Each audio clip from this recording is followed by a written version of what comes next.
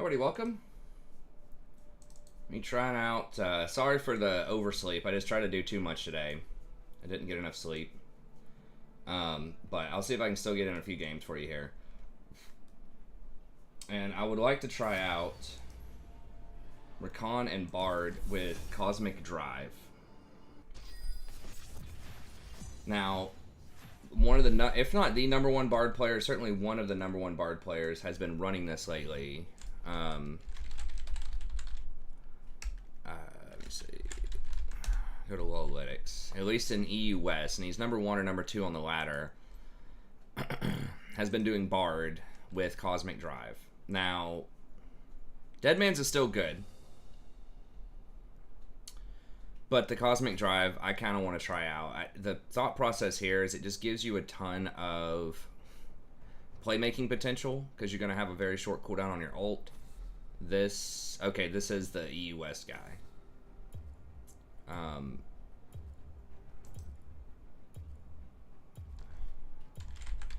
Nah, I'm going to try it out. I'm going to try it for this more selfish build rather than the team-oriented build, just for more playmaking.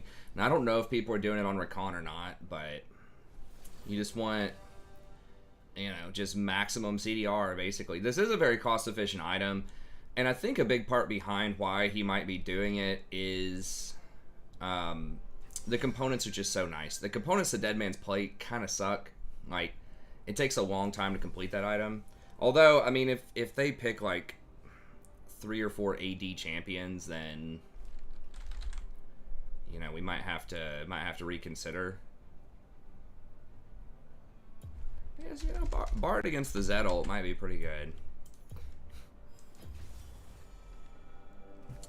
It's just like on paper, and I'm not entirely saying that these items are bad, but I can definitely see the argument where on paper getting something like Staff of Flowing Water seems good in a 5v5 team fight if everyone's sort of on board.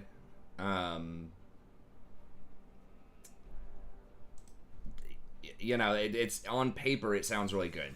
But in all practicality, most of the time, the fight comes down to just who gets the engage first. And it's just scattered, and someone's caught out. And that's just how it goes. So Cosmic Drive plays on that when you play these champions with really good engage. Because it gives you more opportunities to make more plays. Yeah, I don't know if people are doing it on Rakan as much. But that was something that I was wanting to look at.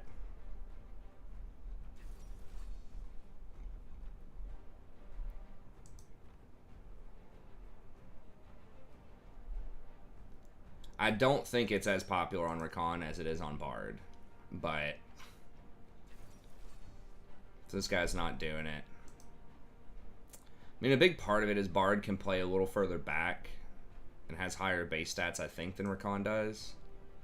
But in theory, I could definitely see why it could work on Rakan, and that's partially why I wanted to try it out.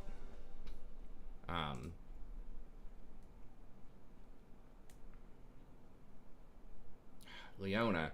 I should have banned Leona. Leona is a terror.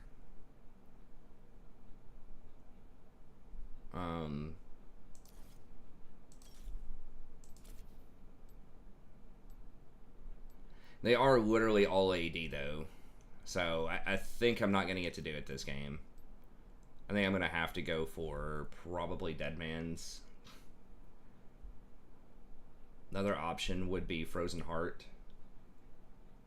I think Deadman's is better. You do get the 20 ability haste. Next patch, Frozen Heart's going to be popping off. They're giving it 10 extra armor. And it's already, I think, a little underutilized. It's hard to find spots for it sometimes, but I feel like it's definitely underexplored in its current state. It's better than people probably think it is.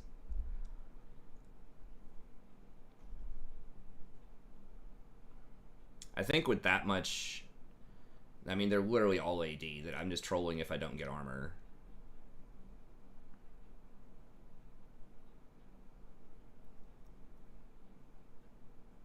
It's just, if it just had HP instead of mana, it'd be OP if it did. But that's kind of what it comes down to. But yeah, the 10 extra armor is going to make it very tempting. So what is it? So Dead Man's is 40 armor, 400 health.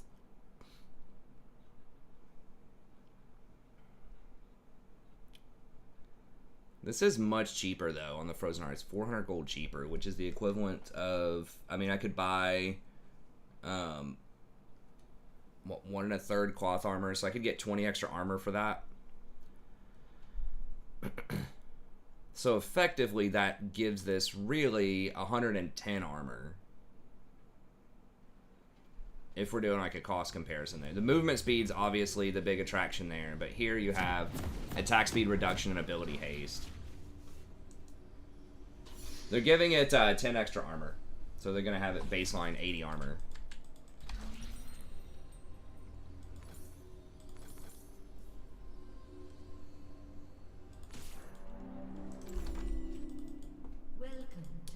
Yeah, I should have banned Leona. That's been sort of my go-to ban when I want to play Bard, because you just want to be able to roam. I mean, she just threatens you in a lot of ways. She can go on you, obviously. Yeah, he shouldn't need the stuff early. I kind of got punished last time for taking W early.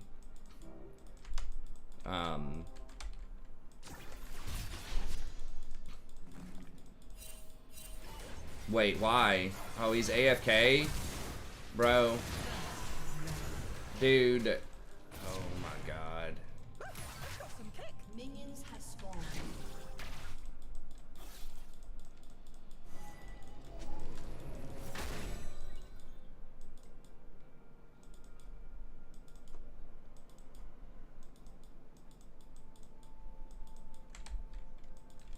Dude, wait. They could be there.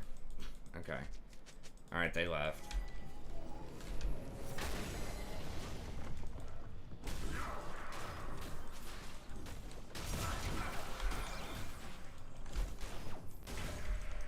Oh my god, and one of my chimes spawned up top.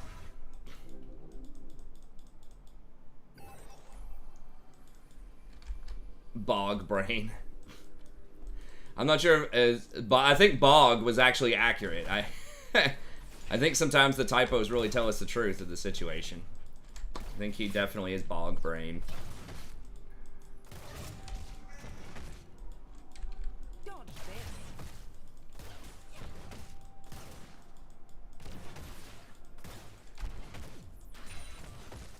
Now they got a little bit of experience off of that kill. I don't know if it's going to be enough off the first wave to matter, but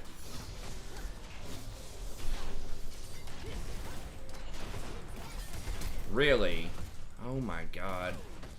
Or just ban Tristana. I don't know. That champion just feels dumb early. But I think Leona is like the huge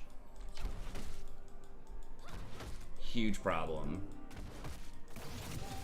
Because like Nautilus is just not as good. And it used to be like, why ban Leona when they can just play Nautilus? But like Rel's been nerfed. Nautilus is still like pretty good, but he's not as threatening as Leona. And Leona somehow made it through like all of these nerfs, basically. And been like untouched. So she's just really good into non-peel comps and just with really snowball ADCs. Most notably Tristana right now, but she can go good with go well, I should say, with Jhin or Draven.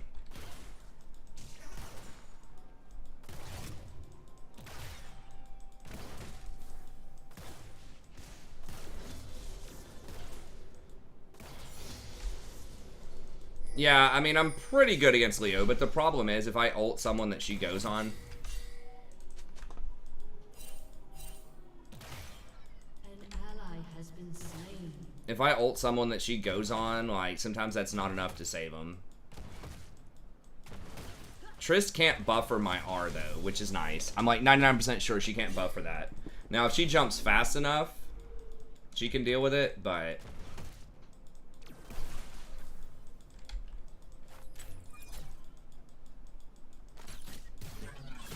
such a bad matchup, too, because Caitlyn, like, has to dominate early. I guess we are ahead in CS, sort of, but it's pushing towards them. So they're probably going to catch up, and, like, yeah, we know we have dude behind us.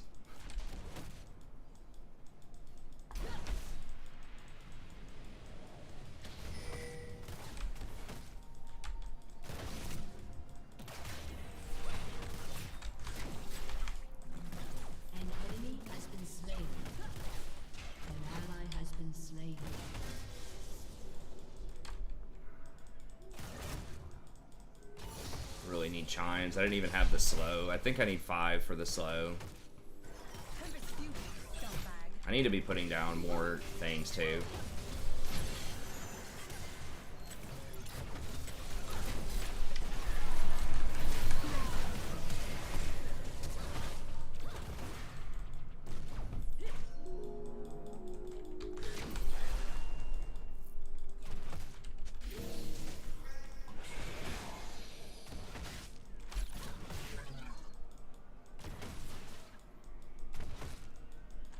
It is pushing towards us.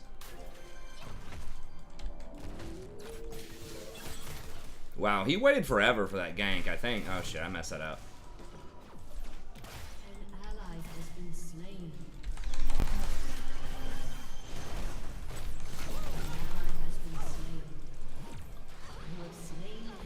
Wow.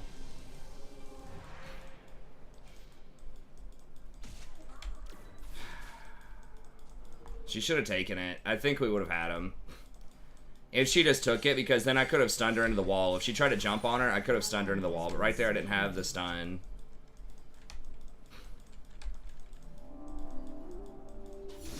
It's pushing against us. It's not good, but... I kind of don't want to miss this cannon, too.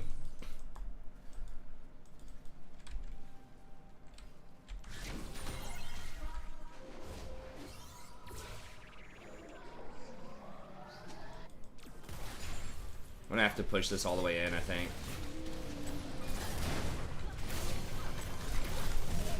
Wow. Holy shit.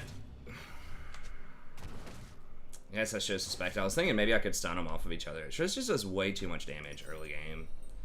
Thank God they nerfed the 2 AD off of her, though. Alright.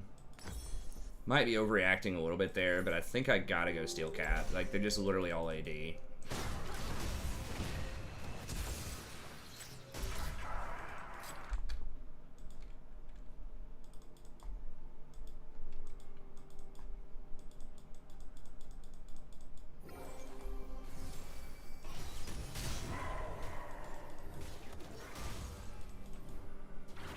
We got Sammy cracked out, guys.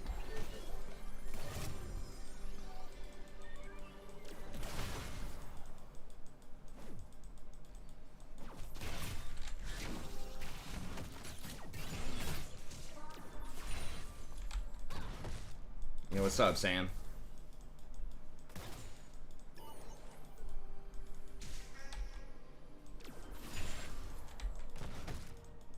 It's a next. Yeah, probably.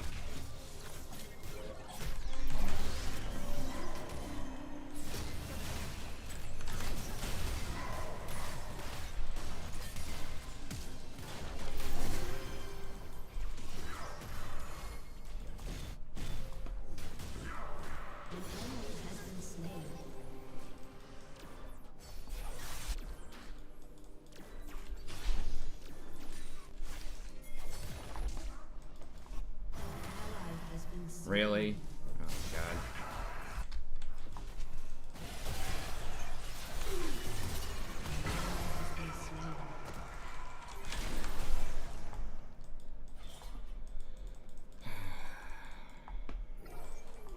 God. The Triss was at like 20% health when I left the lane. And Kate was basically at 100. Can Caitlyn like not net backwards when Triss tries to jump on her?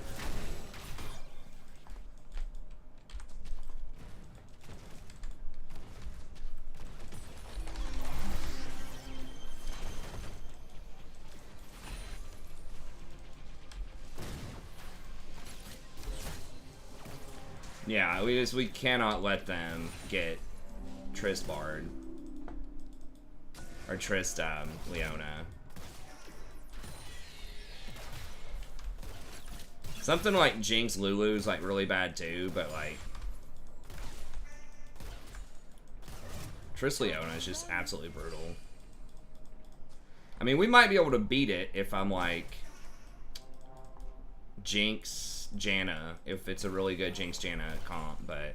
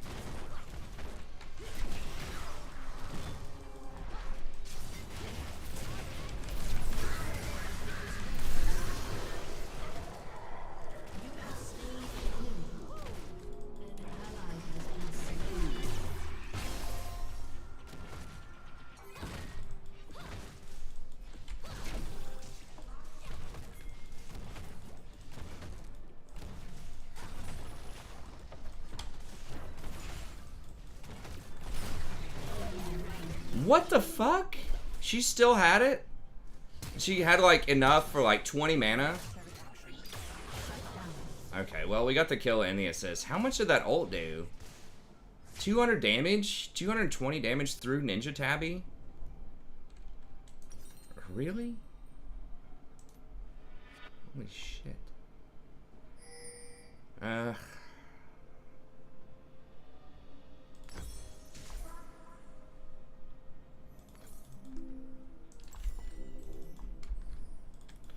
Yeah, I didn't know what their comp was. I was blind pick. I was like first pick blind pick or second pick. TK, I might revisit TK against Leona, Triss, but I think the best course of action is don't give them that comp. I think Leona is the more dangerous of the two. I mean, I guess like Thresh Triss is also a problem. Maybe I just take Triss. I don't know. Leona just puts so much pressure early, and she can roam if she gets ahead, which she probably will.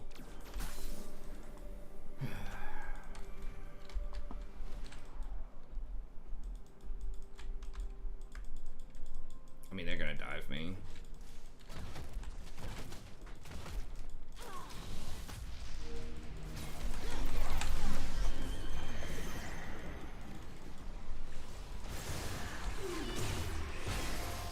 Real.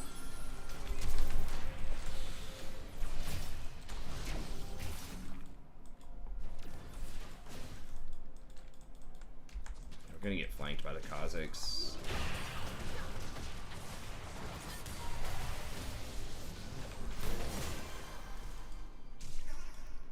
It's fucking ridiculous. They're like diving 2 towers. I don't know. Like, this makes me want to play Leona, but then it's like, as soon as I play Leona, then we get like a brain dead, like Ezreal or something. Then we fall behind, and then I just feel worthless. Did all my duos quit League? Jason just hasn't been here in a couple of days. He still plays.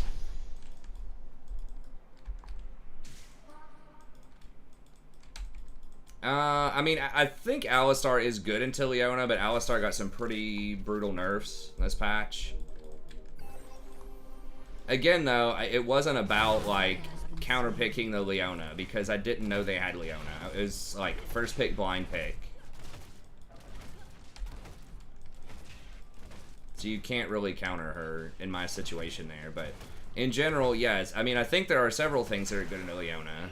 Bard's not one of them, because it's pretty much anything with a displacement is going to be pretty good. So anything that can stop her from going in. So, like, Janna's pretty good. Thresh is really good. Alistar's, like, okay with the headbutt. It's just she has more CC than you later. So, like, she's going to be more useful in team fights, but...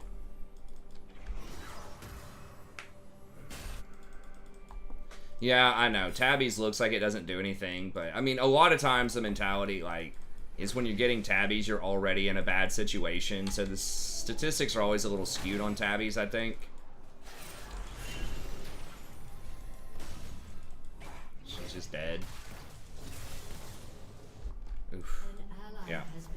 Wow, it was literally the last tick of, what, red buff? No, just... I think Thresh is currently favored to win that. I don't think Thresh does a lot.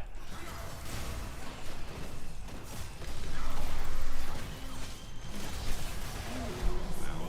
She got Gale Force too. Yeah, we just need to pack this up. Because I don't have any way to stop Trist or Leona from going in. Yeah, I like Thresh in that matchup most of the time, so you can flay back Leona's E. I could try to blind pick Thresh, but I don't think this is a good time to pick up Thresh because he's getting nerfed pretty significantly next patch, and he was nerfed this patch. Braum, Braum doesn't stop Leona's engage or Triss from jumping on there. Like, you can stop Triss auto attacks, but I think that Leona is thought to be a counter to Braum. It might stop her E from going in, but it definitely does not stop the ult. Yeah, this is This is just runaway disaster. I guess. I still think Leona's probably favored. I just don't like Braum most of the time right now. I mean, he's a cool champ, no pun intended, but he just feels kind of conditional. Like, I would pick him against, like, really high-impact projectiles, right? So, like, he was very popular, especially in Pro, with, like, Ornn. Really? I don't even know. I just can't even go anywhere. I shouldn't even be out there warding, like... I actually can't go anywhere except for, like, ultra-shallow wards.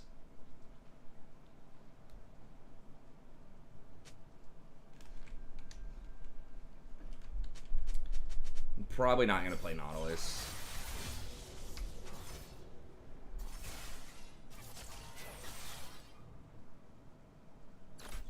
Well, you need a lot of auto attackers on your team, and really, you also need to... Enemy killing spree. An ally has been slain.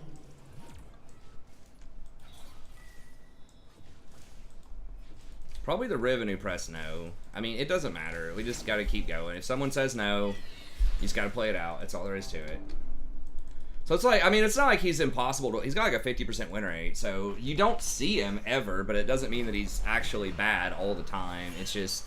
There's just not really a great reason to play him over other champs right now, in most situations. Maybe with Lucian, maybe if you have, like, a Kindred or a Master Yi, maybe, like, Gnar on your team. Like, there are certain things that auto-attack a lot, possibly, that... Maybe if you have a Lucian mid...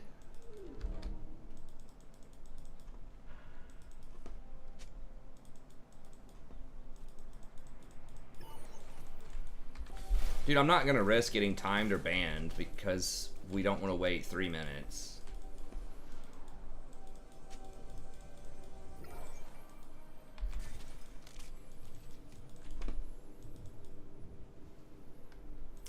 And Caitlyn's just such a bad match. Like, you really have to hard dominate your lane as Caitlyn. Caitlyn's rough.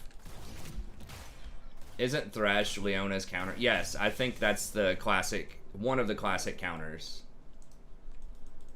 Like, Thresh is very good. Now, Leona can hit Thresh with her ult, and if she times it correctly, then,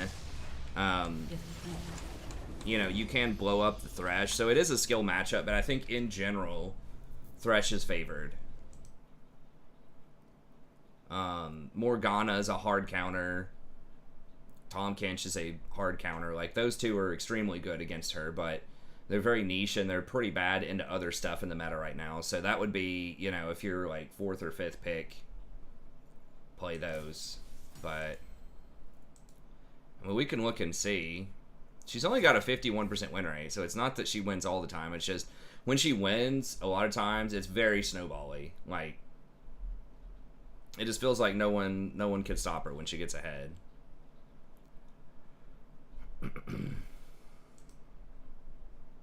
Actually, Bard is the highest win rate support against her, surprisingly. Wow. Maybe we just played that terribly. Morgana. Is this right? There's no way this can be right. What did I pick? Weak against? Is she really unfavored against Sona? How is that possible?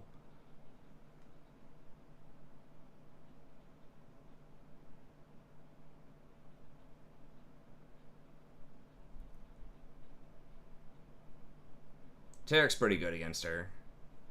I don't get that one. Really? She's only got a 47% win rate against Sona after 700-something games? That seems sus. Figured that would be one of the best possible matchups for Leona. Just feast on that Sona. Seems terrible.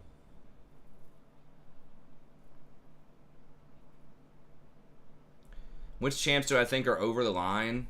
I think Trist is still strong. Now, I don't know. I mean, part of it is qualitative, like, what do I think in my mind? What do I feel is oppressive versus, like, statistically what actually is. So if you look here at PBI, there's not that much stuff that's too far over the line. I personally don't think Yorick is too much. I mean, he's like 52%. Now, I haven't played against that too much. Leo can fall off if she gets behind, because she has no other option other than all in.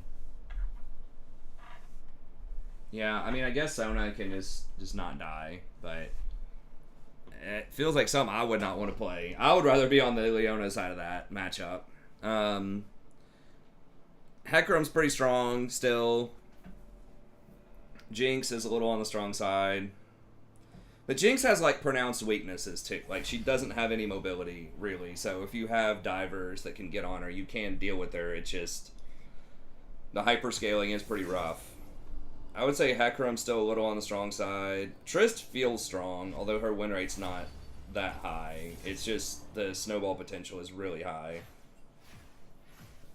As far as solo queue goes.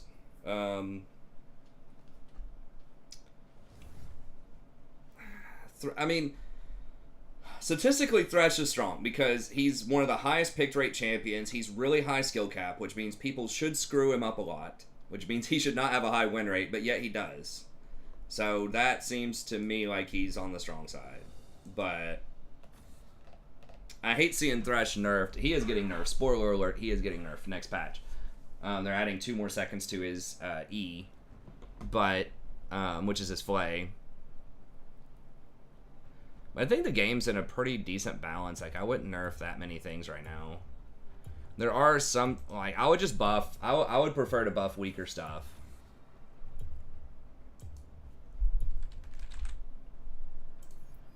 I must not fall.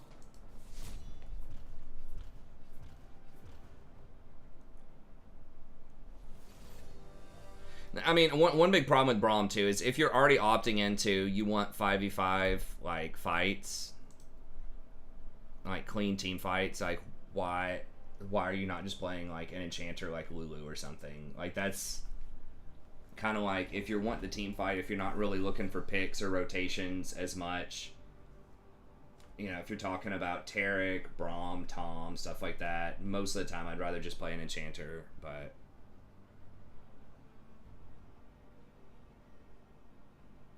You're the jungler. That's one of the blindest roles you can play.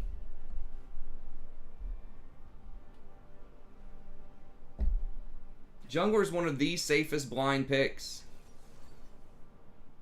In my opinion, right? Like, who's a safer blind pick as far as, like, just generic role-wise? You don't have to lane. Like, I mean, I understand if you're playing something that's, like, really squishy, kind of cheese jungler, like a Karthus or a Twitch or something, and you don't want to get invaded, I guess, but...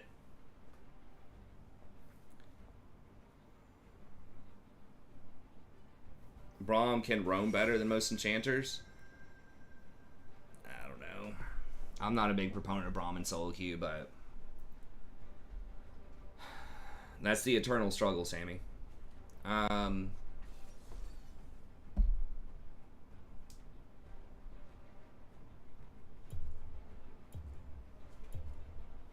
want to play Rakan against that stuff. Could try Bard again. I guess I'll just do Rakan.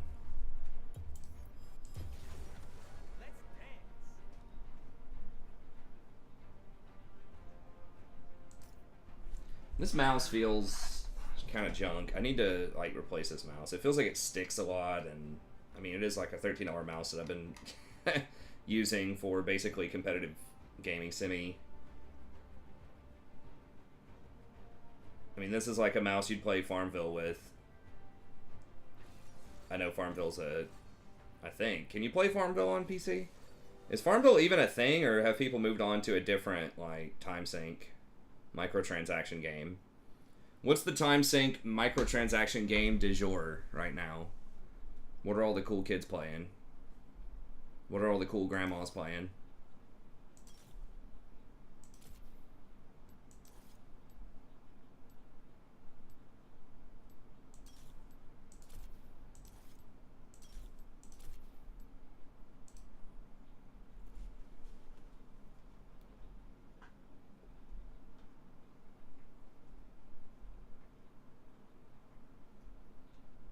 If you gave me Lulu versus Braum with like even 80 carries, I'd take Lulu all day in solo queue.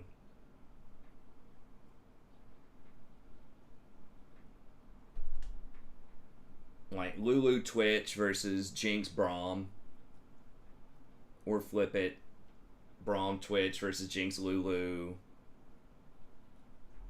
You know, there are some matchups, but it was Genshin Impact for a while, but I don't know now.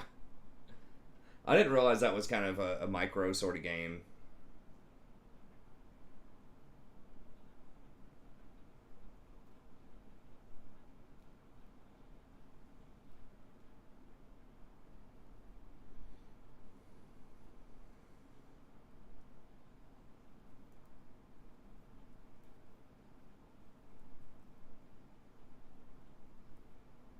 Swain's annoying as hell.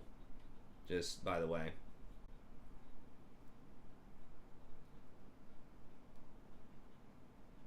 Don't have a great answer to Nunu. I kind of felt like playing Janna, but I mean, I can just like face tank the snowball and then W out. Probably. I do get knocked up, and then of course Swain can chain that together, so it's not the best solution in the world. You want to sleep, but you want to quest. Yeah, that's the struggle. Which race did you roll? Is it dwarf? Gotcha game. I haven't heard that before. That's a pretty good phrase. My buddy was trying to get me into that a couple of months ago.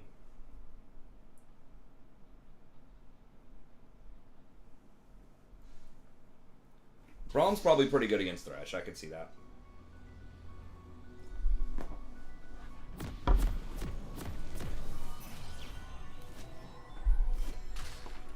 What was the plan again?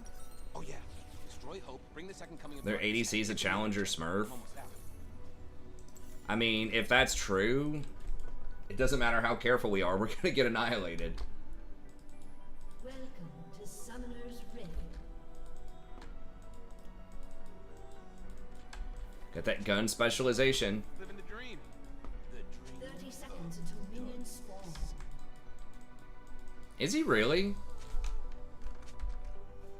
If he's like literally a challenger Smurf.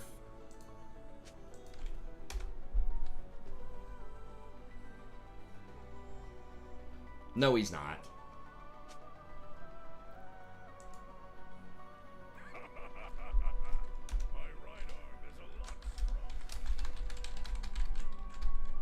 Minions have spawned. Stars are just sad, lonely light bulbs floating in space, revolving endlessly in a cycle they can't control. Okay, well, I can deal with that.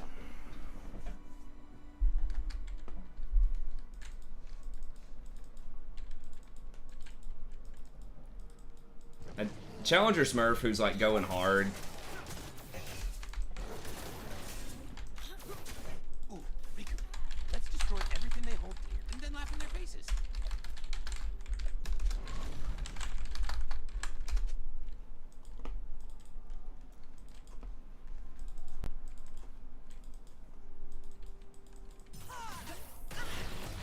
Either way, it is what it is. We're playing it. We can't dodge, so and the speculation is strictly that. I mean, I'm not knocking it. That's good, but that's like saying that, you know, this NBA player scored 15 points in a college basketball game. It's like, all right, cool. I mean, Self-control is I choose fun.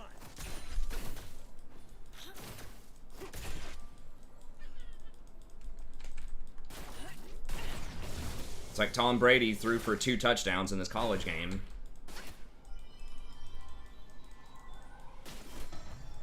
Safety.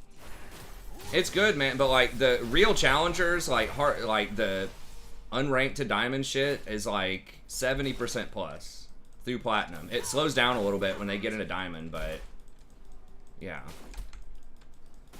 First blood. it's beatable. 58% is definitely beatable. I'm not noticing challenger-esque gameplay here. Like, If this was a challenger Caitlyn, in my mind, we wouldn't even get to touch the wave. Like, her positioning is really poor right there. Like, I could have hit her with the W. I don't know. Seems just like a decent platinum player or low diamond. Maybe they were challenger seasons past or something, but...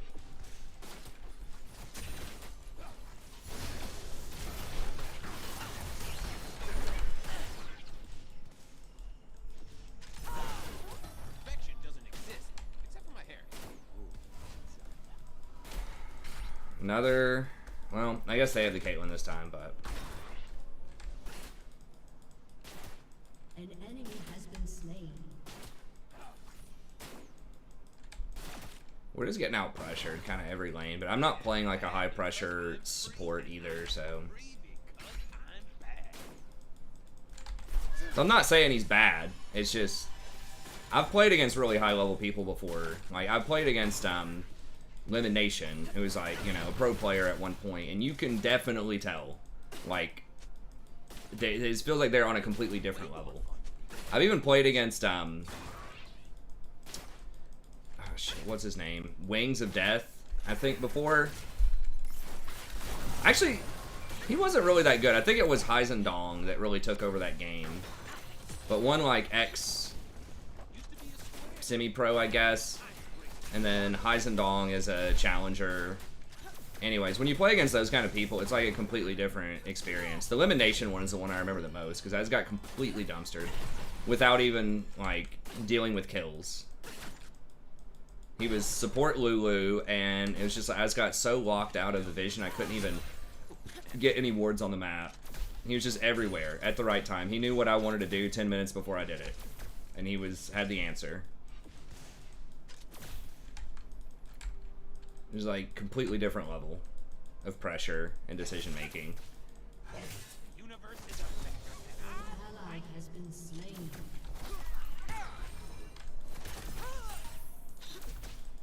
Oh, we can get this?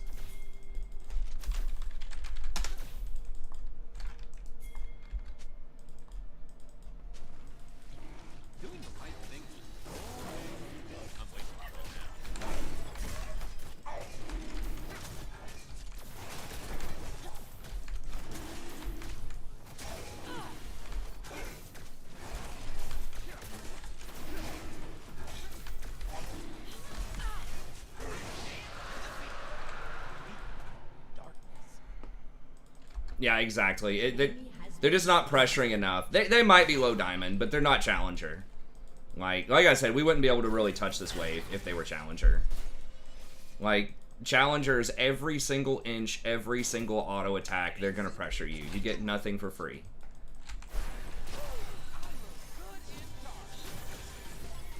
Like, now she's starting to step up and pressure a bit more, but she's not really watching the flanks that well.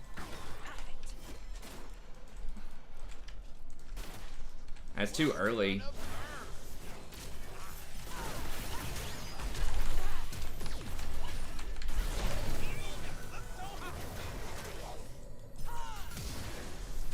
Shit, I'm just dead.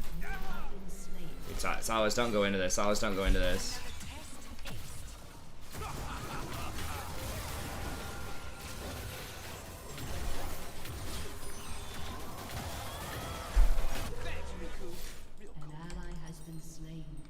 So bad. So bad.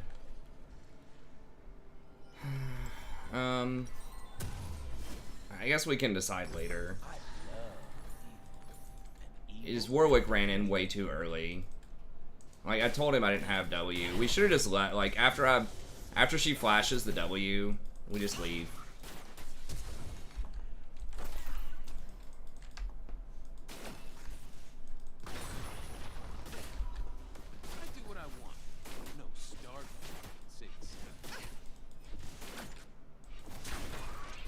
Well, Normals does not care about your rank at all, unless they've changed it. Like, it doesn't care about your ranked games at all. It has its own little MMR system, so... You can definitely play against, like, Diamonds, Grandmasters, whatever. Even as, like, Bronze, you know?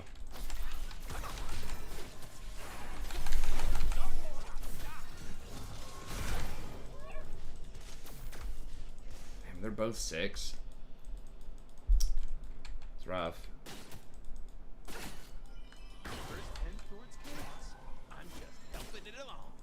Yeah, I mean, you can do that in Platinum, right? But Challenger, no. Challenger is extremely elite. Extremely elite. I know it seems like it's very common because, like, a lot of streamers are Challenger, but completely different than, like, Platinum. It's completely different than even, like, Diamond. Like, Challenger is, like, miles ahead of, like, Diamond 1.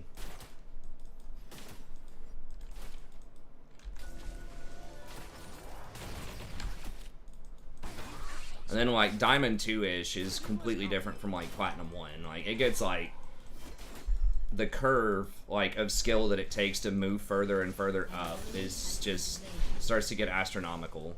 Even, I would say, like, low Challenger versus high Challenger is, like, a huge difference. You gotta remember, like, bottom of Challenger is probably, like, 300 LP, and then you have some people in Challenger that are, like, 1200. That's like 9 divisions, just strictly on kind of a mathematical LP basis, right? That's about the equivalent of like Gold 4 all the way up to like Platinum 2. 9 divisions. 900 LP. And that's not even taking like the skill curve into account. Do I think I've reached a plateau and won't get out of Diamond? I think it's unlikely. If I was a betting man, I would think it's unlikely I get to Masters. But, you know, it's possible. But, yeah, I mean, it's extremely difficult.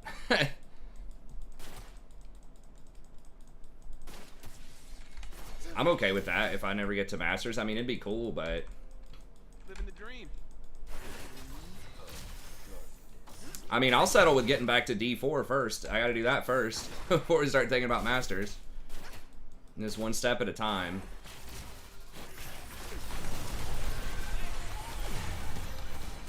No, don't go back in. Why'd you go in? Why would you go into that?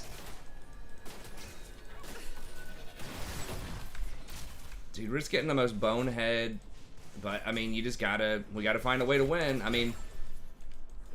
Rakan fortunately can, you know, do some stuff later, so that's good, but... Like, I was going into Peeler. And maybe if she dives and overextends, we can take a look at it, but... I have no idea why she ulted back in right there.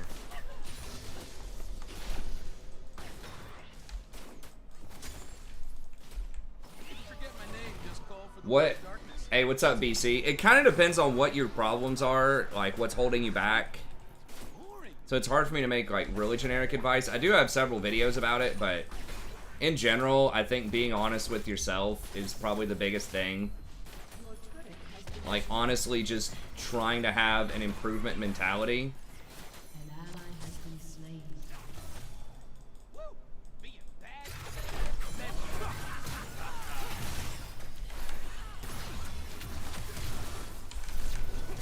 Really? Really? Oh my god.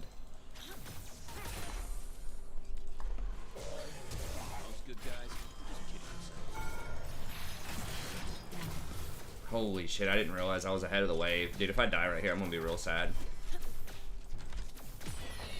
Okay, Gnosis middle. I didn't even realize we had Gnosis middle.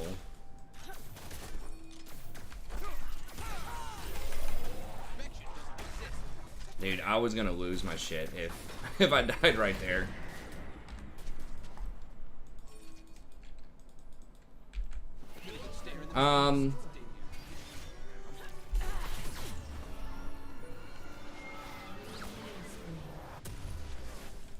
So I think stage 1 is being honest with yourself. Just saying, look, I'm not climbing, so obviously I'm making some mistakes. There's stuff I can improve on. Everyone can improve.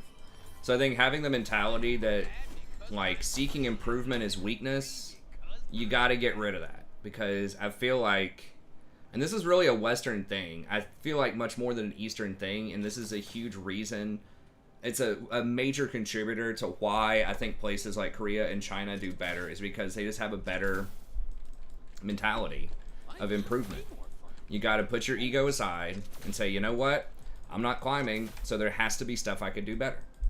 So that's the hardest thing for a lot of people to do, is just to put away the excuses, put away, you know, try to put the bad teammates out of mind and just say, yes, there are teammates that are bad, but you know what? Other people climb. They have the same kinds of teammates, right? If you drop the Challenger in Iron, they'd get back to Challenger eventually, right?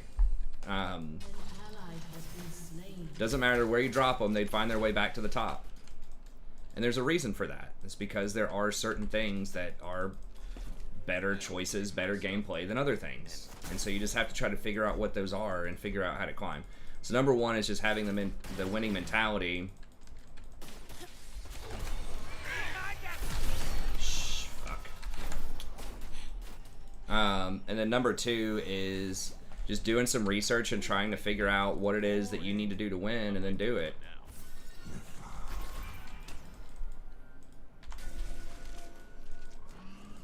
So, you know, look at some guides, watch some replays of top-end players, you know, look at, like, Loalytics, see what are the builds that some of the top-end people are playing. Some of the struggle, I think that I see a lot of it. It's just making good decisions, like, in the heat of the moment. And, I mean, sometimes, at a certain point, there might be a point where you can see what you're doing wrong, but you just can't do it better. You know, everybody has a limit. Everyone, you know, cannot go to infinity skill cap wise. I mean, there are a lot of ways to improve in general, but there are just going to be certain limits, you know, for certain people. Right? It's like you can sit there and watch basketball footage all you want.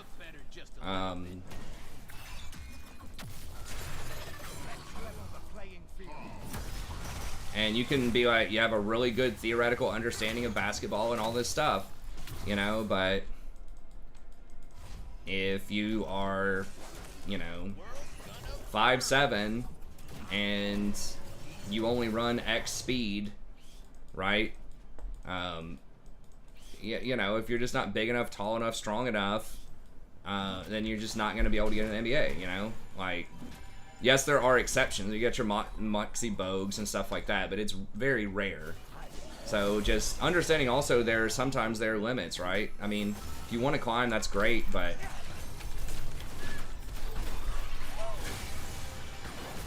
please, we have to get this, guys.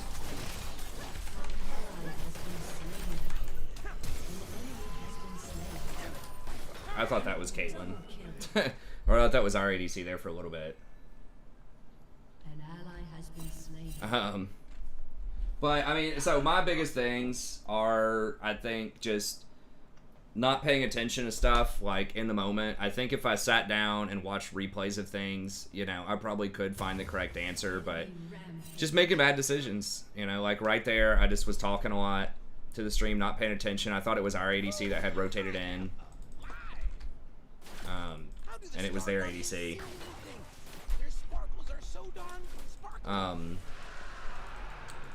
So yeah, just staying focused, making good decisions, don't take bad fights, don't get baited by teammates.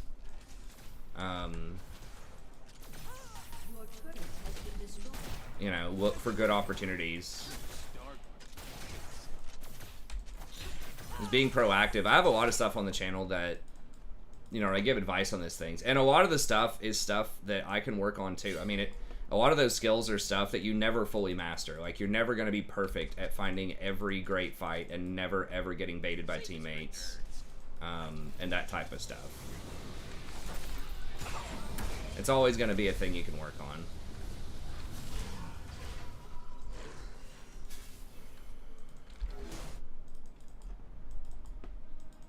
So it's just a combination of the same stuff as everybody else, right? I don't think there's anything magical, you know, once you get to Diamond that you really have to turn on. I think that most stuff is, it's just gradual. You know, like a Diamond level player is going to be better at a lot of stuff than...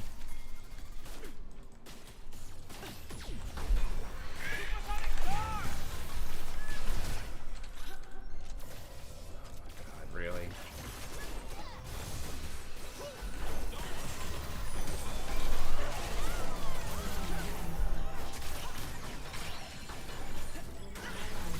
Caitlyn is playing pretty well right now. Some questionable stuff going on in the lane, but this is just another FF. But it is less complicated.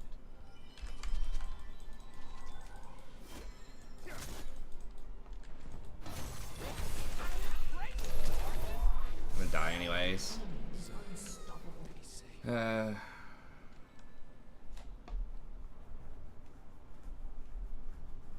Yeah, that's exactly right. Has been destroyed. I mean, if Faker's saying there's a lot of stuff he can improve on and other people can improve on, you know, it's just, I feel like a lot of great competitors would say that about anything, right? Like, never, Michael Jordan's never gonna say back in his prime, or LeBron James or whatever, that they had a perfect game, right? If there's nothing they can work on. There's always stuff to work on. An ally has been slain.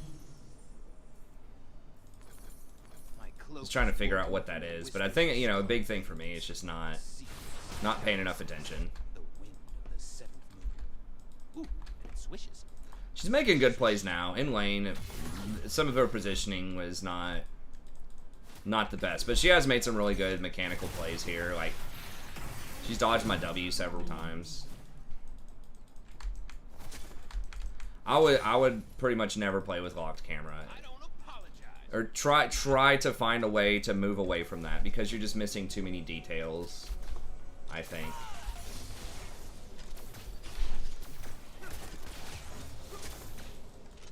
Yeah, watching replays is a good thing. I try to go back and watch, like, a little bit. Living the dream. Yeah. And that's a big one. Like, learning how to walk away from bad fights. And just, like, if you want really simple things to work on, mute chat. Walk away from bad fights as best you can. Just say no. And that right there will give you a lot. Darkness need a break. Don't be afraid for people to flame you, right? That's why you've got chat muted. Like, don't be a coward. Like, you know, you don't want to be a full-on coward, right? And, like, not take fights that are good.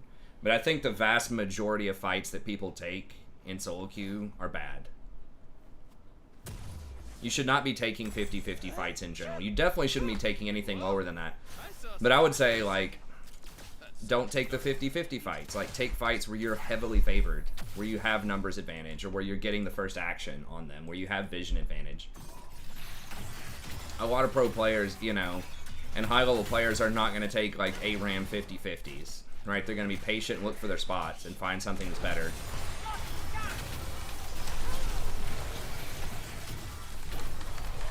We just have no damage, huh? Yeah,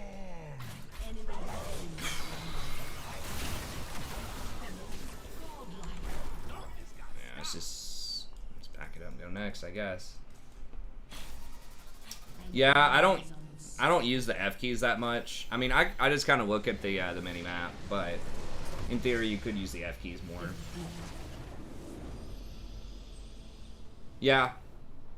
I mean, that is a little higher order, but yeah, that is really good, is understanding weak side, strong side. What that means is, where's the jungler going to play around, right? And so, especially, you know, and with organized teams, with, like, pro play, they're going to have that set up. You know, they're going to have a game plan. Our jungler's probably going to be working top side, so you want to have something bot side. So that's why people play stuff like Ezreal on the bot side if they think it's going to be weak side.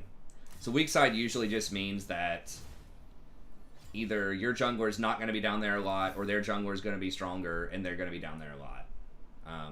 But that's a little bit harder to predict in solo queue, because you just don't know. Junglers aren't going to be making the best decisions a lot of times, you know. But yeah, I mean, you can, you know, thinking about that in a more dynamic concept, that can work, right? So, like, mitigating your losses. If you're getting camped, just don't die, right? If the jungler's down there, or, like, wants to come down there a lot, look for opportunities. But yeah, that's a huge thing, is try to minimize your losses while remaining relevant.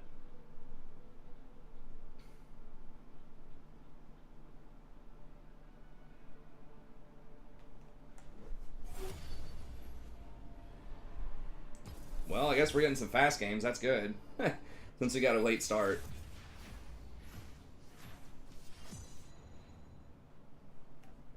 Yeah, dying is really bad, as people can probably infer, but it's a lot worse than people think it is most of the time. Because, yeah, being down in farm sucks, but if you die, you're going to lose farm also most of the time, so then you're down in farm and you're dead, and you're losing the experience. Usually if you're getting zoned off of farm or playing safe, you're still in experience range most of the time, so you're not falling behind on experience, even if you're falling behind on farm. And you're giving up turret plates, and you're giving up lane pressure. So that means they can roam around, get dragons, roam on your mid laner, get deep vision in your jungle. There's all sorts of bad stuff happens when you die. If the enemy team knows what they're doing, especially. So it's better just to lose some CS and don't die. That's why I really don't like the idea that you like trade kills, right? That you go all in and you get a kill to get yourself ahead and then you give up a kill to somebody else because you're losing lane pressure, like you're losing map presence, you're losing experience, like all that stuff. Yeah, maybe you went even going 1-for-1 for your mid laner, but if you're really trying to hard carry, you don't, in my opinion, you don't want to do that because they're trading someone who's less valuable on the map for someone who is MVP. If you think you're the best person on your team and you want to hard carry, you're the MVP, right? And so that's like trading someone on their bench with the basketball analogy for your all-star player, right? Getting them both in foul trouble and putting them on the bench for a little bit when you trade kills. So I don't know. I know there are a lot of high-end players that will do that consistently. They will go all in and trade a kill, but I think for most people in most elos, it's a bad idea. And then sometimes the trade doesn't even happen, right? You might try to trade a kill, but you just int, right? They get away with 1% HP. Or they get a kill and an assist, or something like that off of it, so they get even more gold. Or the wave's in a bad position when you do that, and then you end up missing a lot of CS and gold. Now, sometimes it is worth, if you do that, if you can deny, like, a massive wave, right? If there's a huge wave, like, stacked up on their tower or something like that, and you kill them and you kill yourself, that might be worth if you're denying, like, you know, 10 CS in addition to trading kills. Or, yeah, like Stoner said, if they have a,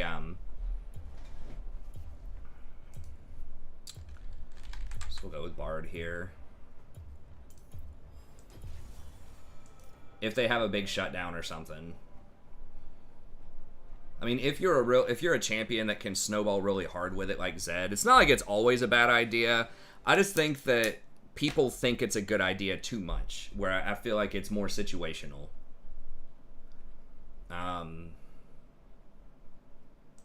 think this is fine.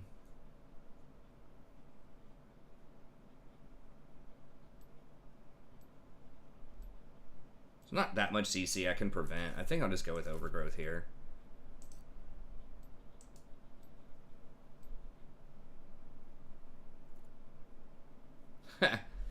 I played some basketball back in the day, and I used to watch a decent chunk of basketball. I mean, any sports analogy would work. I just like using real sports analogies or, like, physical sports analogies just to sort of show that this type of reasoning and this type of logic applies to any sort of competitive game.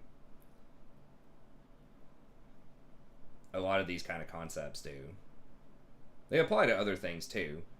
I just always circle back to that one. I think a lot of people are familiar with basketball, and it's a similar kind of structure to League, honestly. It's 5v5. You have people who have different roles on the court. Some of the strategies are, you know, similar if you really take them down to, like, a fundamental level.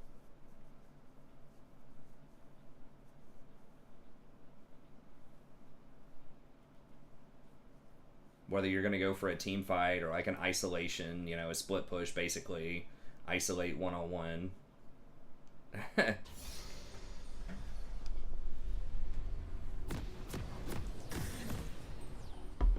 Obviously not 100% analogous, but I don't know. It's just something that I revisit just to come at it from a different angle. Just to apply the logic to something else.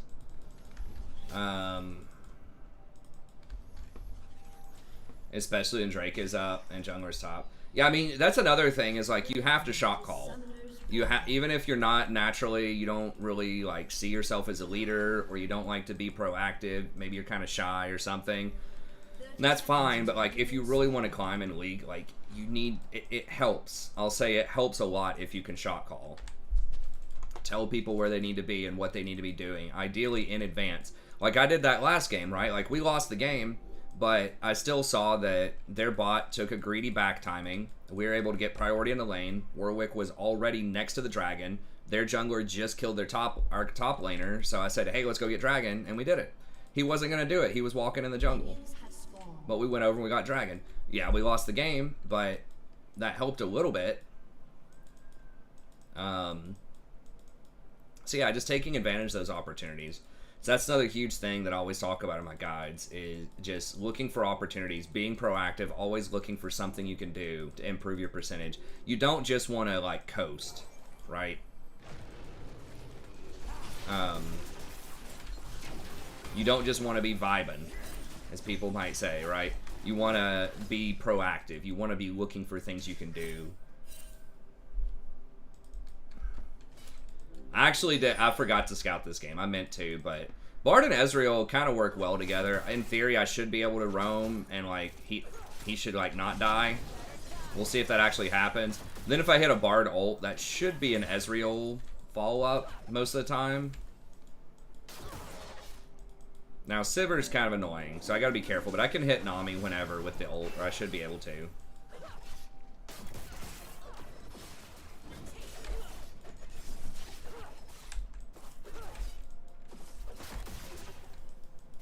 Yeah, I think that's right, Jay. I mean, that's a lot of support.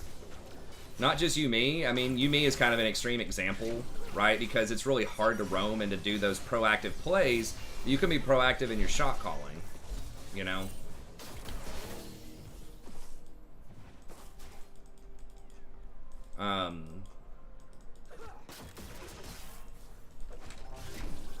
Damn it. I should have hit that.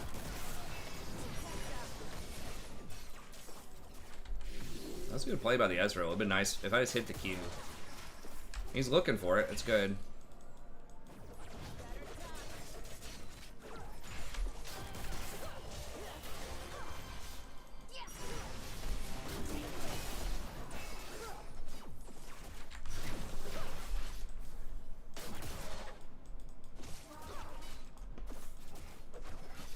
But yeah, a lot of supports, because you don't have to worry about the mechanics as much, you don't have to last hit, then really you should be doing a lot of the shot calling as the support, regardless of which support you play.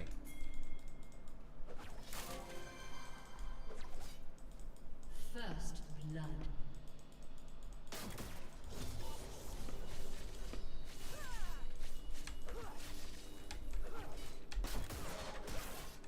I'm not a big fan of Hail of Blades. I think that's fallen out of favor. A lot of the top-end bards are taking Guardian. Guardian's just so good at preventing bursts, and that's one of the main ways you can lose his bard early on, is just getting bursted out.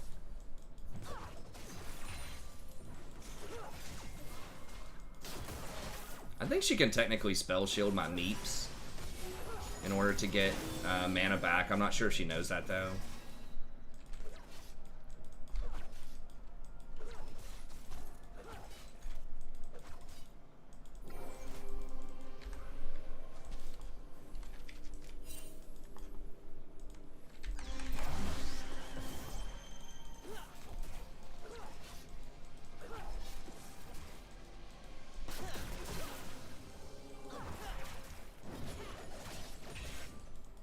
Yeah, I felt like I had high impact last night in the Bard games. Even though we lost 2 out of the 3, like, it was feeling good. And I felt like I did make some good plays. I made some bad plays too, but for, like, being really rusty on Bard, he did feel good. Like, it felt like there were definitely opportunities. Oh,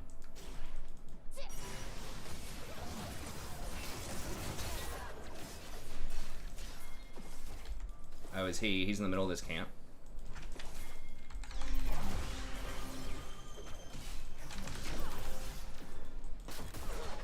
That was so late. She flashed there, right? Pretty sure she flashed.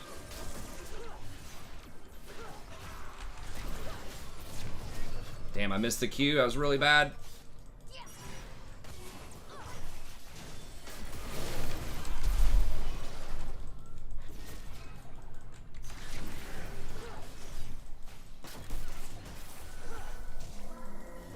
shit, this is so clowny.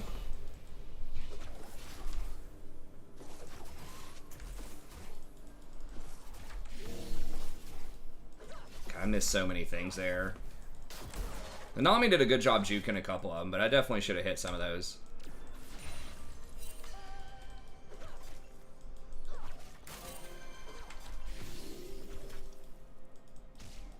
I really need mana.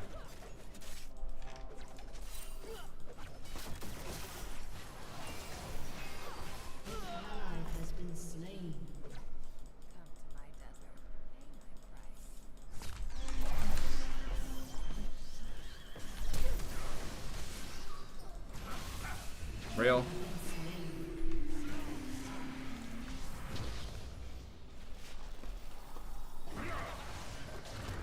God, this Nami is just fucking dodging. Like, her position is so squirrely. It feels like it's bad so often. But then it's like, it's so bad that it's good. Sometimes.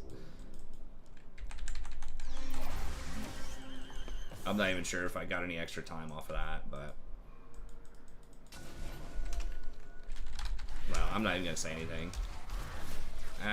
We're just fucking up. But like, we should have killed him like 5 different times.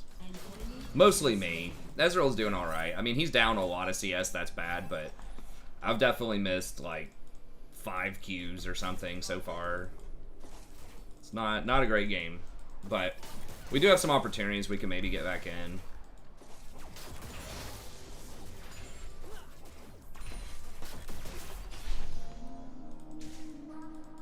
Yeah. I mean, she's just like randomly walking up like really far out of position, but then she's just like dodging the hell out of every skill shot.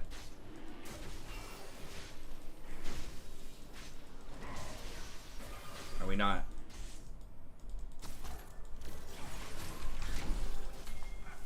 Holy shit. Okay, come on, let's go. Thanks.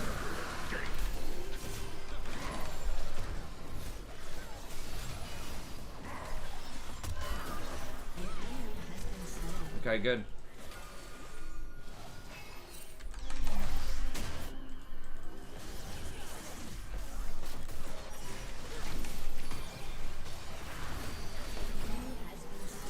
Yeah, look at that. That was a picture perfect Bard tunnel there. So screwed up a lot of stuff, but finally got something right.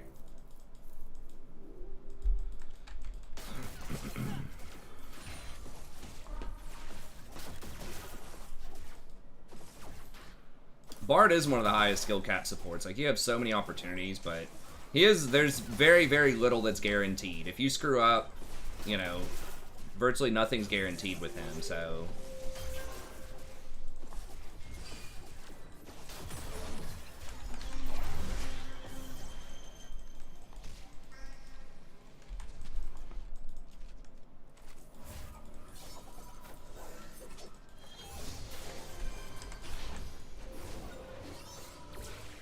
Skarner killed Nami. True. That was a really dangerous dragon. I mean, I'm literally sitting there watching them. You know? Oh, there's Skarner. Kind of like the idea of Australia's, but you know, the big boys are going for Locket, which is very good. That's another thing. I think I said this before. If you're trying to improve, go look at the one tricks, right? Go look them up on Lolalytics, study their builds, and don't just blindly copy them, but ask yourself, why are they doing this? Why are they doing this build and that build? And a lot of times, you know, what they're doing, you can do, obviously. Now, be careful with that, because sometimes, you know, the meta's a little bit different in higher elo. Certain comps might be stronger than others, you know, and stuff like that. But in general, a lot of the stuff they're doing is probably correct in many situations. So it's good to look at it. So, you know, think critically about it. Don't just accept it blindly. But it can give you some good ideas to consider at least.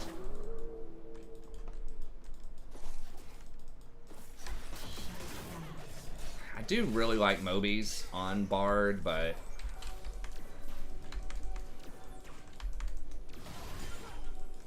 I need to get these chimes while Skarner's gone and get Vision up here.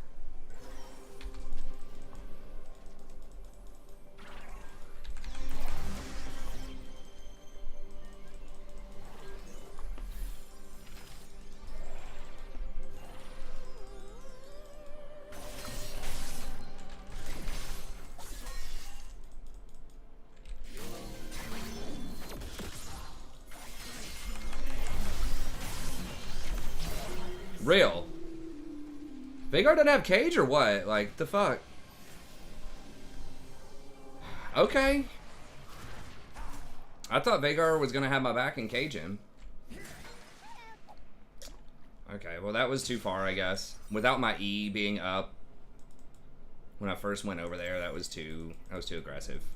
I thought I'd be able to get away because I was like, alright, Vhagar can just come over and cage and get me out, but... Because literally all he has to do is press E and then just back up. It's like no threat. Yasuo can't go through the cage. Or Yone can't go through the cage, but... Maybe I saw it wrong and he wasn't in a position to do it. I shouldn't have done it with my E on cooldown.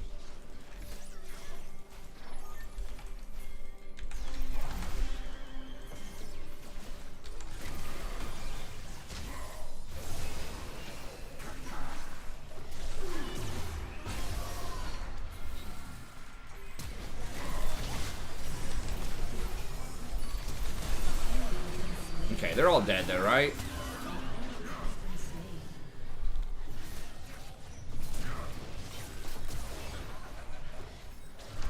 How?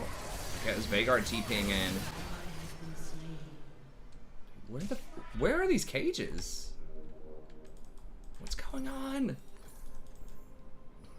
How was that not, like, he was TPing in, right? How was that not a perfect cage, both of them?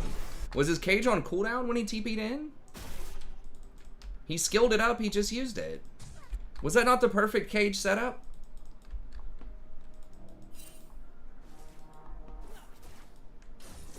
Yeah, Faker does that. I think one of the other really good solo queue players named Apto said that he likes looking at like gold games to try to get ideas and inspiration for builds. Because he said that a lot of the innovation starts there and then the higher level people perfect it. Back in a famous quote. So people are just kind of randomly doing stuff and he was, you know, a lot of it's not good, but some of it is, and just kind of spotting that for the innovation and then working on it, improving it, playing it better.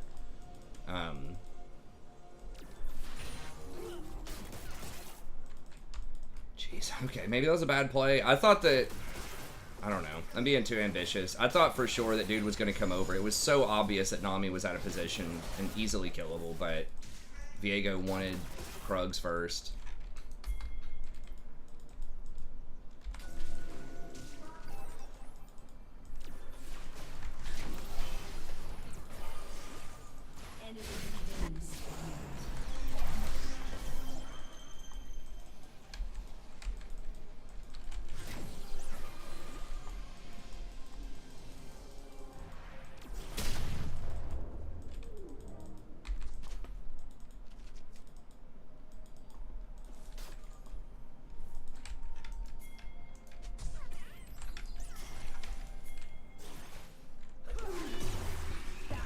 Really?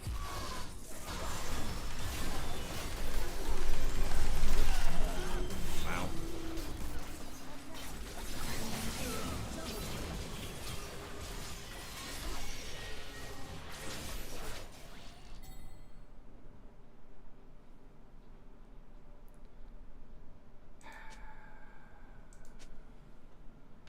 Wow. I guess I shouldn't have done it when the diff is that huge. Your turret has been destroyed.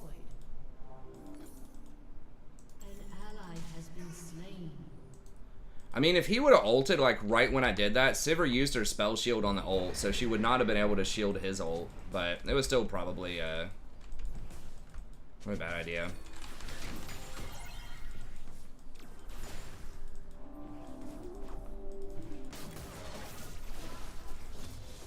I'm just doing plays that are just like not happening in Platinum 4. I need to just look for something that's higher percentage. An ally has been slain. I shouldn't have done that one because they just had better items than we did at that point.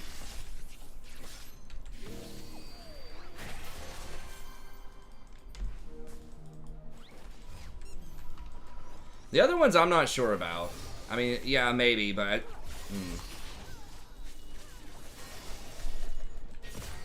I'm not sure if it was poor decision or poor execution on some of them.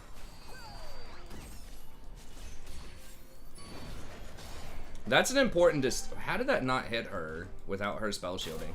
That's an important distinction to try to make too, is like, was it a bad idea, or did just you or your teammate do it wrong?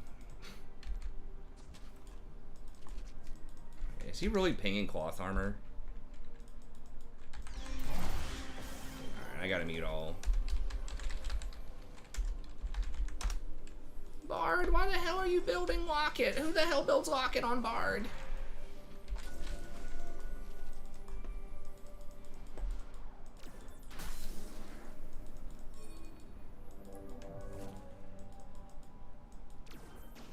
Vagar, you got something for me here?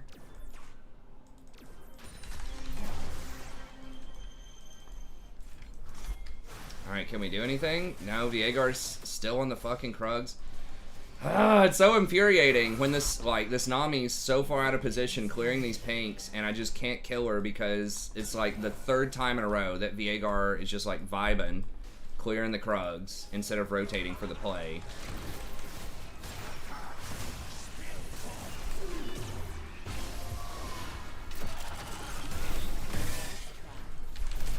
Hello? Anybody? What the fuck is going on? Holy shit, dude.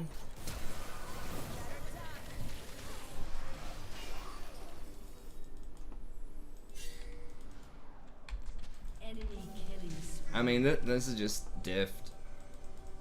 I mean, I've made some mistakes, but like, if people can't make a play off of that, I mean, I don't know what to say. Vagar died with ult.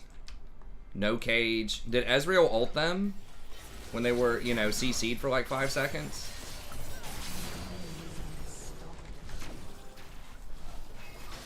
There's no excuse for that one. That was a good play. That was definitely an execution thing. I think that was eminently winnable. Even when we're behind on items, there's no way you can tell me that we could not have done more with that play. Everyone, like, just no one wanted to go. This Ezreal was so aggressive early on, too. I was like, okay, this guy's pretty good. He's trying to make some plays, and then since then, he's just been, like, AFK watching, you know?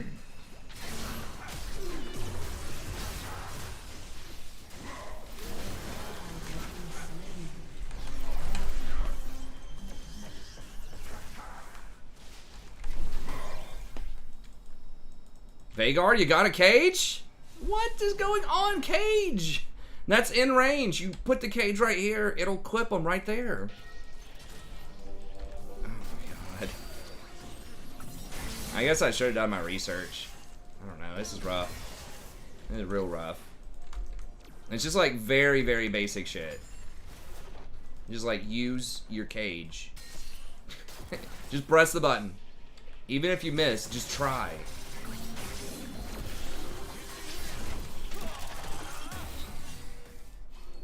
Did he get him? No, does he have... Oh, he's got the shield. Well. This is getting rough.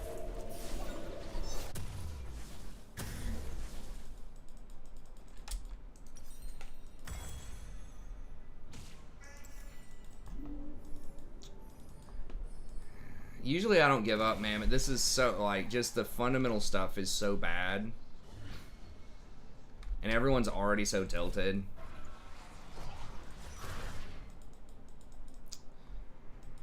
Yeah, I think I might just go ahead and pack this one up.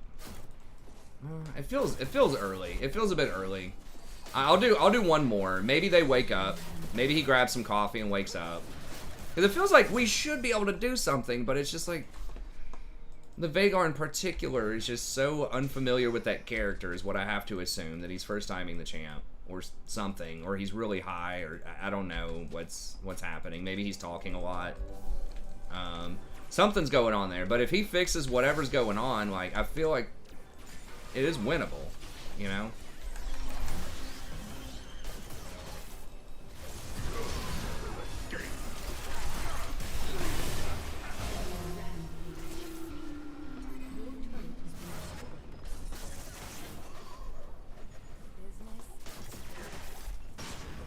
It is going to be hard to win. But I don't know. It just feels like it should be possible, but I guess Viego's just AFK at this point. Maybe I should have just done it. What's up, Space? Alright, well, I guess this will be the last one for tonight, unfortunately. I know we only got a few games in there, and they were all rough. But sorry I overslept. I just tried to do too much today. I came home, and instead of taking my nap, I ended up playing WoW. So I'll try to get back on it tomorrow. I guess one silver lining is they are doing a lot of very interesting changes next patch. Next patch should shake up the meta a pretty good chunk. Doing lots of cool stuff with the items. I'll do a video about it tomorrow.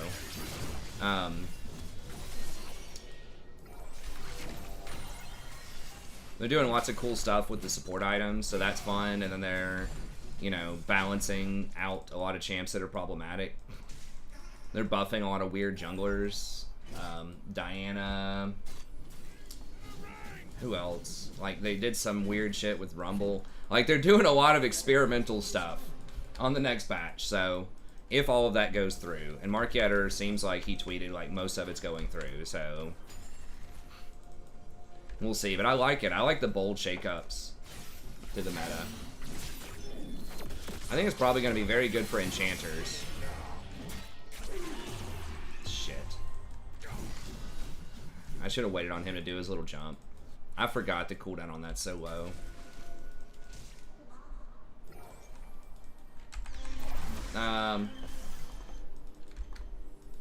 It's tough. I mean, I'm not keeping up with everything I need to be doing. Like, I need to be doing more of my dissertation, obviously, and I need to start doing the Total War stuff again.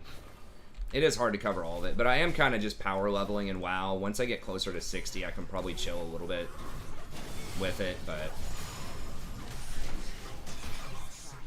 Oh, there's a stun.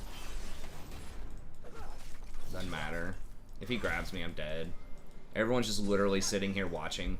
Alright, I guess I should just AFK. Like, their mental is just completely gone. I still thought maybe it was salvageable if people just wake up and try, but it's not happening. And I think I'm in, like, high gold MMR right now. People just give up so easily and just start freaking out. Like, I obviously had a bad game. I had a couple of good plays, but definitely had some bad ones.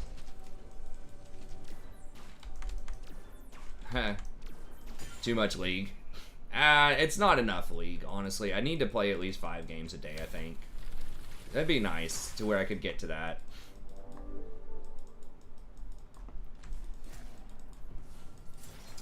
Well, they are making... I mean, Diana's an assassin jungle. They're trying to make a thing. Who else are the weird-ass junglers? They're trying to make Darius a thing. I can go over the patch. I can look at it really quick at the end of this, just to give a little bit more League content. And then I'll do a full video about it. But I'll just point out a couple of the things that I thought were kind of most interesting.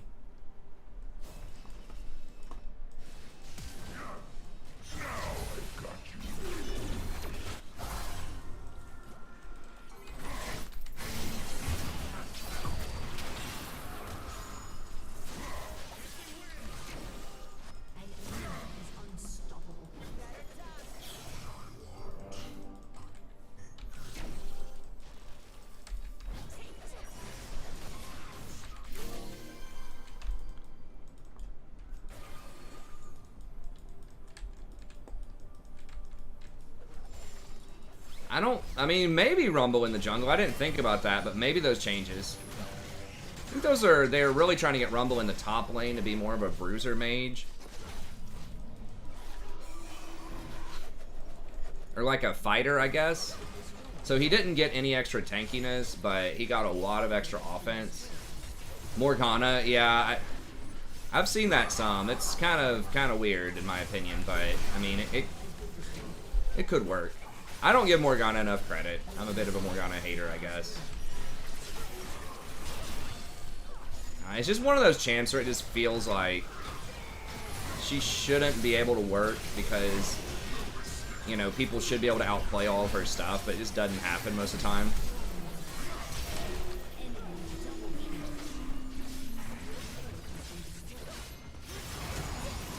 Yeah, Mitch is saying Darius can make it level 6 and 530. There's some big changes. They're like, hey, play this in the jungle. It's like plus 200% damage to monsters and shit. Like, what? I mean, Darius can fight other junglers. He has kind of a hard time engaging, but as we've seen, if he just takes Ghost, he might even be able to go Kim Tank or something out of the jungle.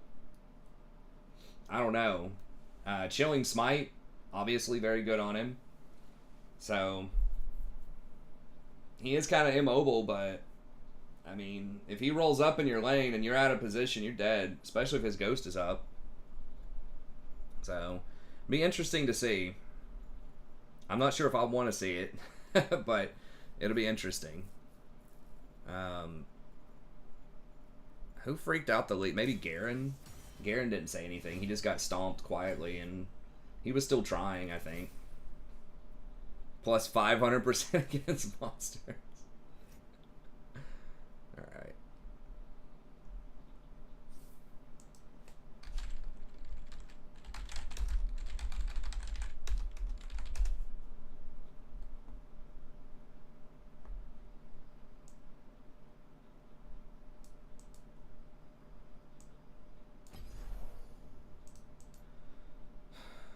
Okay, so that's it for the league games. I will look at Mark Yetter's tweet really quick. And sorry there's not that many. I'm going to keep it a little shorter tonight.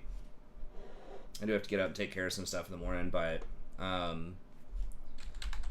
it is overslept. So I'm going to try to come back in tomorrow, and we'll see if we can get... I think 5 games is a good number. 5 games is like 3 hours or so a lot of times. Maybe 5 or 6 games. Oh, damn, really? What happened to him? Is it just COVID?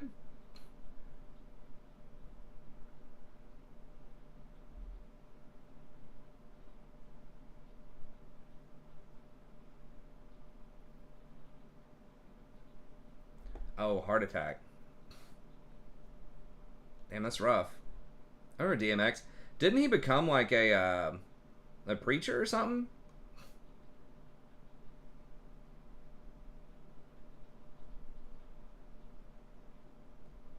He was a hardcore rapper, but I think he became a preacher.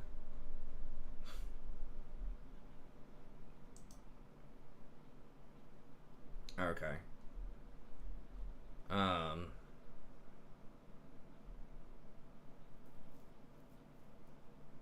okay. A drug thing. That's unfortunate. Okay, well, let's look at these. I'm going to do a whole video about this. So I'm just going to hit the highlights that I think are cool, and I'll kind of theory craft and give you some ideas in the video. But I'll do it tomorrow.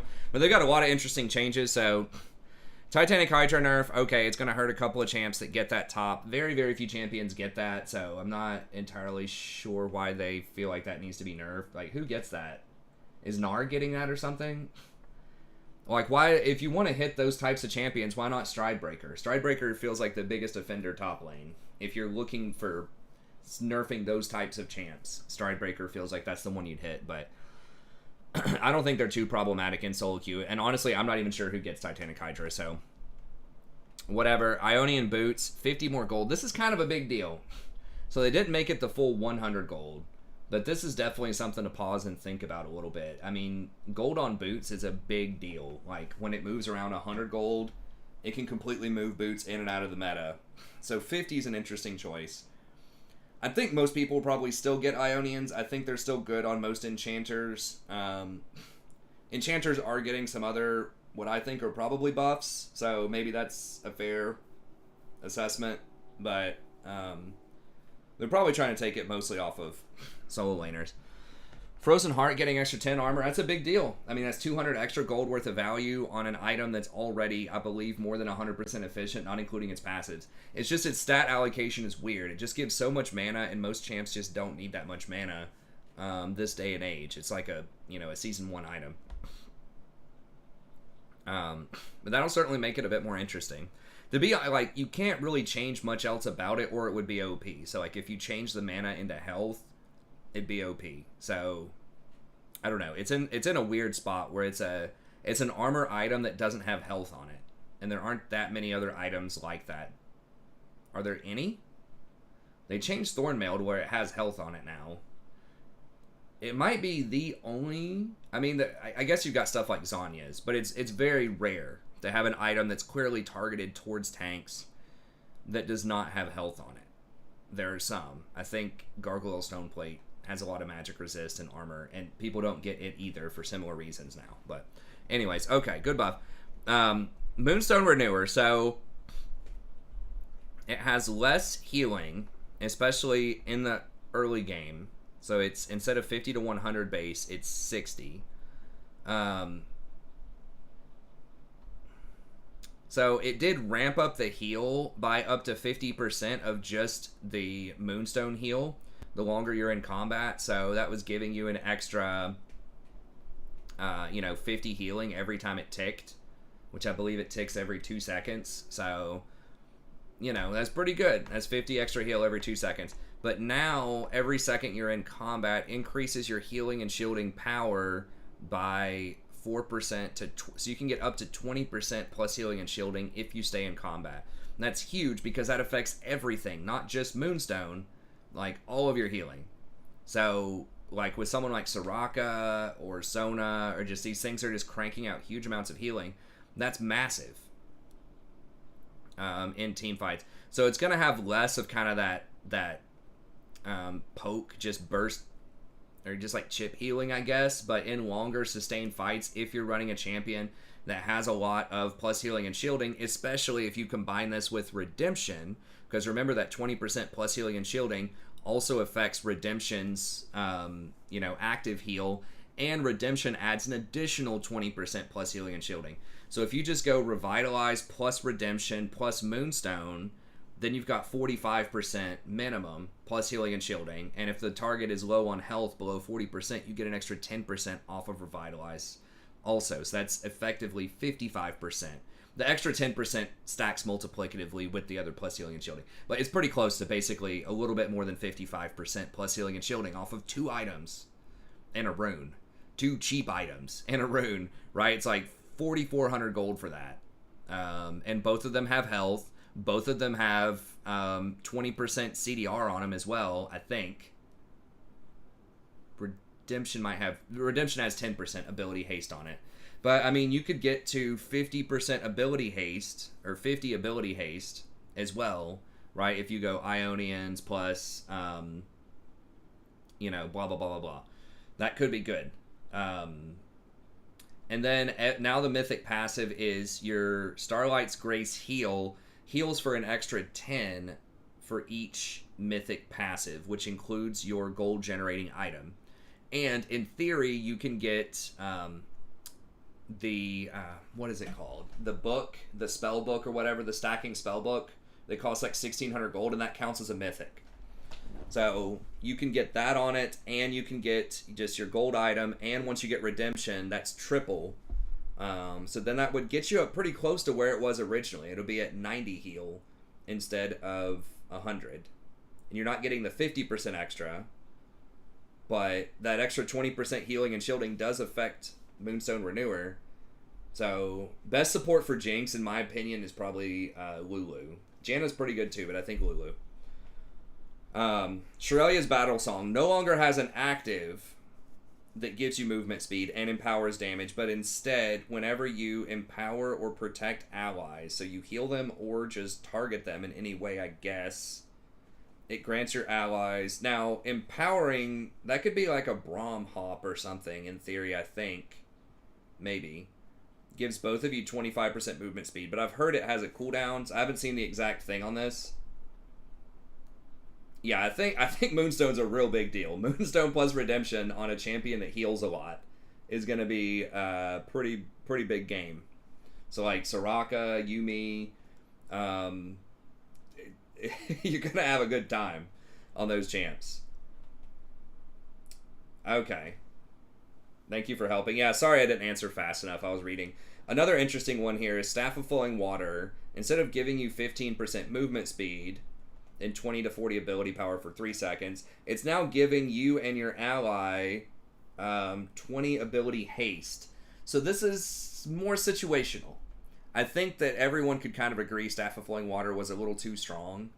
And for people, if people are on WoW right now and y'all want to do a dungeon run, if you want to set up the groups, I'll be on here in just a little bit. But If you don't, that's fine. I can just solo grind too. But if you want to do the dungeon thing, we can do that.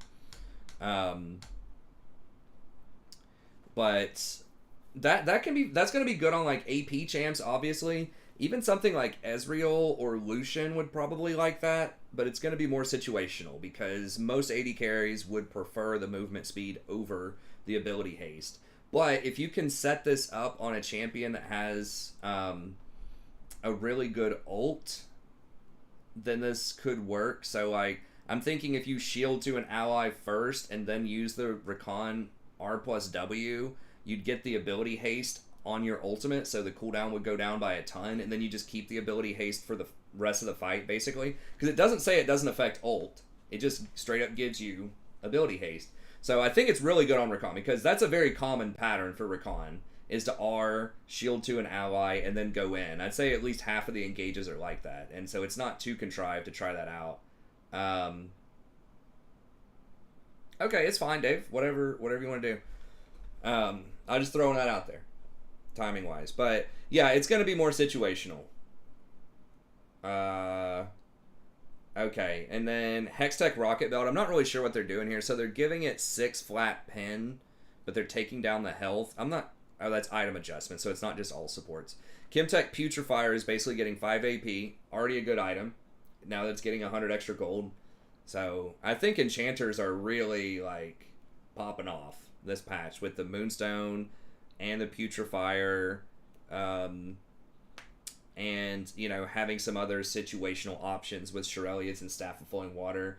Remember that Ardent Censer is still really damn good. It's been overshadowed by Staff of Flowing Water, but especially if you have like a Jinx or something like that on your team, it's not that big of a deal. Oh, you're gonna play a Shaman? Good, yeah. We definitely need Shamans. Anything you want. Basically, we have one Elemental. I think Dave wanted to do Elemental Shaman, but we could even do 2 of those. I mean, we have a lot of Warlocks, and I think 2 Warlock groups is not out of the question. So yeah, or Enhancement. We could use an Enhancement or Healing. Healing, you can definitely have a lot of Healing Shamans. You could run up to 3 of those, probably, and be fine. Just because the Manatide Totem's so good. I'm not... You know, I'm not saying that just because I'm a priest where, like, mana's really good on me, but I'm just saying. Would be really good for the paladin as well. I mean, it's just really good everywhere. I think Resto is just all around probably the best, but they're all good. They're all good. Okay, last couple of things here. And once again, I'm going to do a whole video about this tomorrow, just mentioning some of the best things here. So the E, which is traditionally what you max last, is basically going to be 2 seconds for most of the games. Most people max Lantern second. Annie's randomly getting nerfed. Nar's getting nerfed. Ori's getting nerfed. Yorick's getting the shit kicked out of him. He jumped up to like 52%. Is he that much of a problem? Like, I don't know. I haven't played with or against him, but it just feels really bad that you got to hit him with like 7 nerfs. I mean, they're acting like the champ went to 60% after the buffs. It's like he finally poked his head out of like... Well, 2 Ellie Shaman, 3's pushing it. Because their damage is lower than most. Well, I mean, we want Draenei. It has to be Draenei Shaman. But yeah, Draenei in general. I mean, 3 Ellie wouldn't be the worst thing in the world. But yeah, 2's good. The only one I think where you would comfortably be able to do 3 is maybe Resto, but even then you probably just want to stick with 2. Like 1 or 2 of each I think is where you want to be a lot of time, but anyways, it's fine. We can work around whatever. LeBlanc getting a buff. I don't know why they're like pushing this champion. She's so toxic. Just please don't let LeBlanc be meta again. She's so annoying to deal with. Lee Sin, I love it. Very interesting, good champ, even though so many Lees have the Lee syndrome. He's a fun champ. He's fun to watch. He's fun to, you know, like, play. I think he's good for the game when Lee's in the meta. Okay, so E cooldown 8 seconds. Big deal. That's his jump. That's mobility. That's shielding. That's a good change. Aphelios, buffed. Okay, interesting ADC. Lots of different options. Very oppressive, especially in pro if he's too strong, so you got to be careful. But that's cool.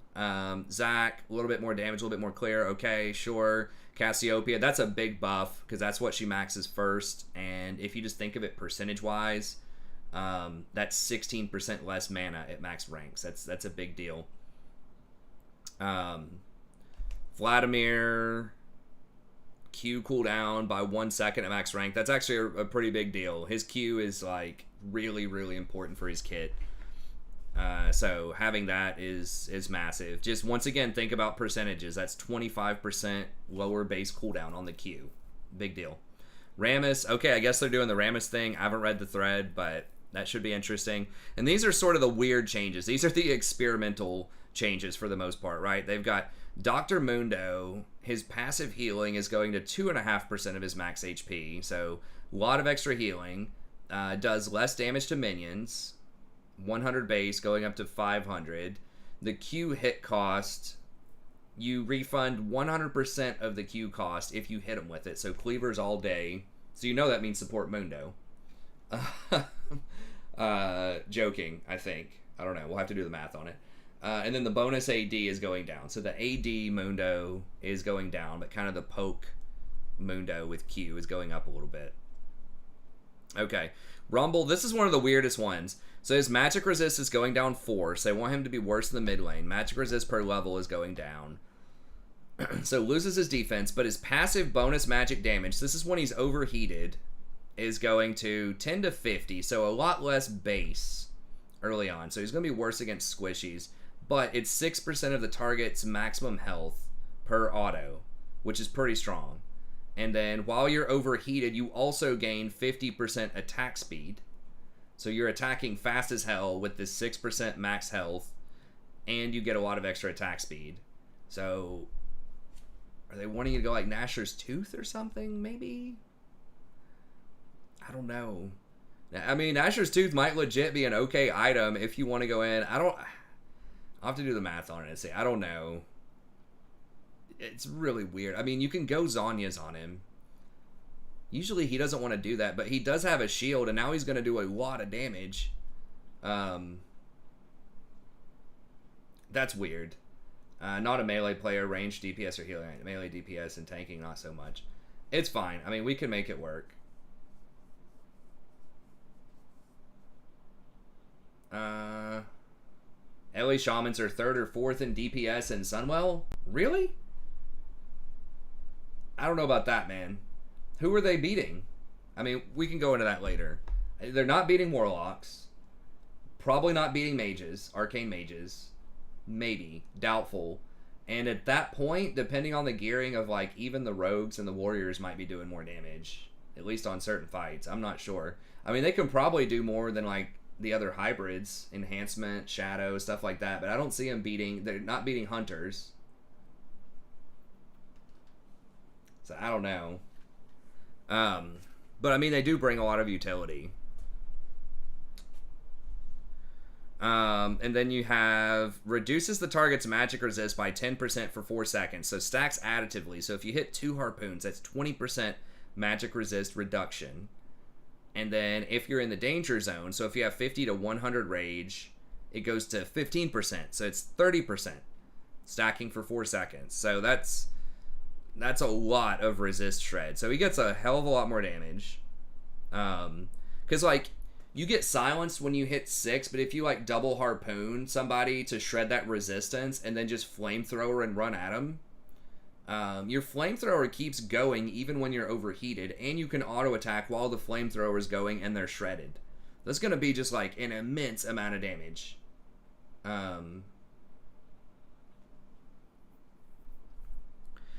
Yeah, I mean, that's true, but you gotta, like, how many Warlocks are you bringing, right? Like, you're bringing, like, what, like 4 Warlocks, 4 Hunters, and a lot of Raids. Maybe 1 or 2 Mages. That's 10 people right there that you're not gonna beat. And then, you know, maybe a Rogue or, you know, it's gonna be middle of the pack. Middle of the pack, which, it's just okay. It's okay. I mean, it's not everything, but once again, the DP, like, you're losing the utility. If you have 3... elemental shamans, they're great if they're put in like warlock or mage groups, but if you have an elemental sitting in like your hunter group or something, it's not going to be as great. Or if you have 2 in the same group. But anyways, okay, so the Zed jungle, what, I missed that one. I just skipped to the Darius jungle. Zed on target cooldown applied to unit only applies to champions. Okay. So they're nerfing it in the jungle? What? Passive remove monster damage bonus of 100%. Passive monster damage cap goes to 300 at all levels, but also applies to epic monsters only. So they're nerfing Zed Jungle? Is that what I'm reading? What the hell?